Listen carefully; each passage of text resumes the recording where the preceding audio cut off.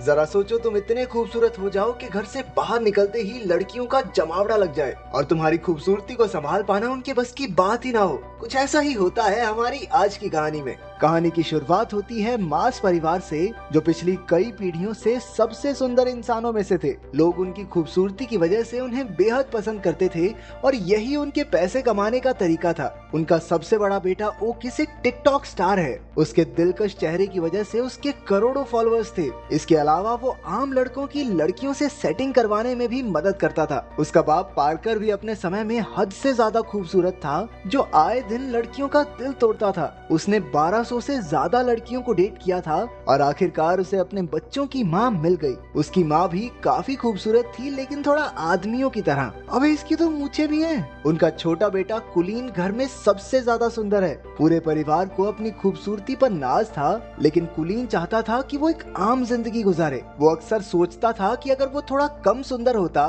तो हर बार बाहर निकलने पर उसके पीछे लड़कियों की भीड़ ना पड़ती। उसके सुंदर चेहरे की एक झलक देखते ही लड़कियां पागल सी हो जाती। किसी की नाक से खून बहता तो कोई अपने बाल नोचकर इधर उधर कूदने लग जाती। नतीजा ये हुआ कि कुलीन की आज तक किसी लड़की से बात तक नहीं हो पाई थी। वो ज्यादा बाहर नहीं जाता था और अब तक घर से ही पढ़ रहा था। कुलीन के पास अपनी मछली के अलावा बात करने के लिए कोई भी नहीं था। वो अकेला ही पत्ते खेलते हुए मछली से बातें करता रहता। उसके इस बर्ताव से उसके परिवार को काफी चिंता हो रही थी। ओकिस कई बार उसे सुंदर लड़कियों की तस्वीरें दिखाकर पंप देता कि जा भाई दुनिया में लड़की लड़की पटा, क्या कर रहा है तू।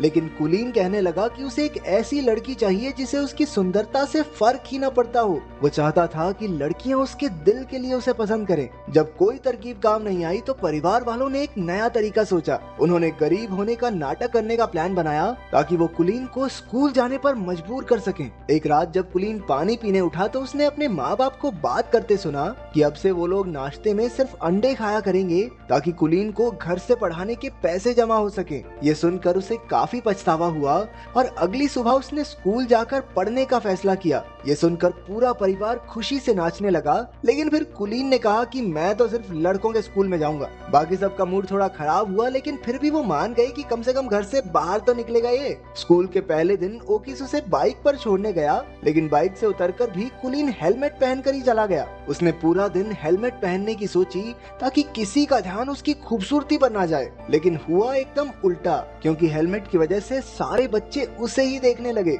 उसे परेशान करने सिडी नाम का एक लड़का और उसके चेले आ गए। जब टीचर आई तो उसने कुलीन को हेलमेट उतारने को कहा। ना चाहते हुए भी कुलीन को अपना हेलमेट उतारना पड़ा और सबने उसका दिलकश चेहरा देख लिया। इसके बाद तो टीचर सीधा हॉस्पिटल में पहुंच गई, क्योंकि कुलीन को देखते ही उसकी सांसें थम गई थी। कुलीन सीधा घर की ओर भागा, लेकिन बदमाश लड़कों ने उसे रास्ते में ही पकड़ लिया। उसे स्टोर रूम में लाकर वो लोग सुपर हीरोज की तरह अपनी पहचान बताने लगे। ये तीनों पिछले 3 साल से स्कूल में पढ़े थे, क्योंकि सिटी को बस बीबीएम स्कूल की सबसे सुंदर लड़की अमेंडा के साथ ही पार्टी में जाना है। अमेंडा सिर्फ सुंदर लड़कों की बात ही सुनती है, इसलिए उन्होंने कुलीन को अपना डाकिया बनाने की सोची। फिर उन्होंने कीबो नाम के एक शरीफ लड़के को धमकाकर उसका साथी बना दिया। कुछ देर बाद कुलीन प्रिंसिपल के पास इन बदमाश लड़कों की शिकायत करने पहुंचा। प्रिंसिपल बेचारा खुद ही अपने बेटे की वजह से परेशान था। वो उल्टा कुलीन से ही कहने लगा कि लड़की पटवा दे भाई इस बावड़ी बूथ से, ताकि जल्दी से जल्दी स्कूल को छोड़ के जाए। उस रात कीबो और कुलीन ने अगले दिन ये काम करने का फैसला किया।